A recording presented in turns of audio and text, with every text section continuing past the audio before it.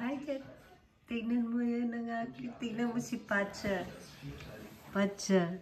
Gokmal the Pacha is laughing. Hawk. First hawk. Pacha. Look at the Pacha, guys, sleeping. One feet is open. Oh. What's that, Pacha? Good. Alam mo yan, oh? Yung paa niya nakataas. Uy, nagising. Oh.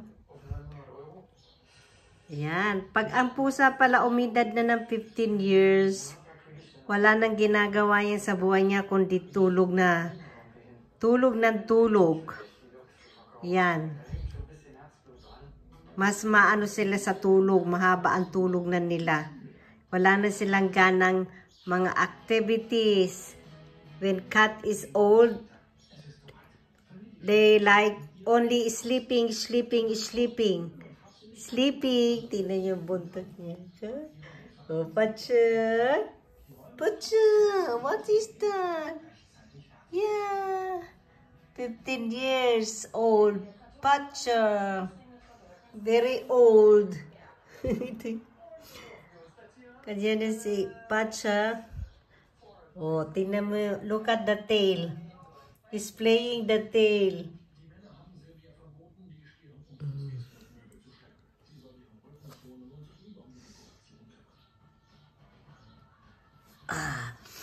So, Pacha. Yeah. Oh, he's sleeping, Pacha. Guys. Tingnan na tayo, guys. Tingnan nyo, guys. Lalabas tayo. Ang weather ngayon, guys, dito sa Germany, ang sarap ng weather ngayon dito. Para ka lang naka-aircon dito sa Pilipinas. Ayan, mahangin siya. It's too windy, walang araw, makulimlim. Ayan, ang ulap. So, ang hangin, ang lakas ng hangin, guys. So, nakikita nyo yung mga puno. Yan.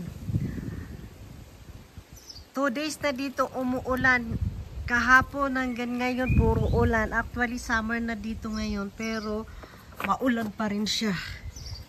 Umuulan siya, guys. So tingnan nyo, ang mga puno ay mga nagtuduyan-duyan siya. Mahangin. Uy, mahangin ng sobra. Mahangin. Ayan, umuulan na siya.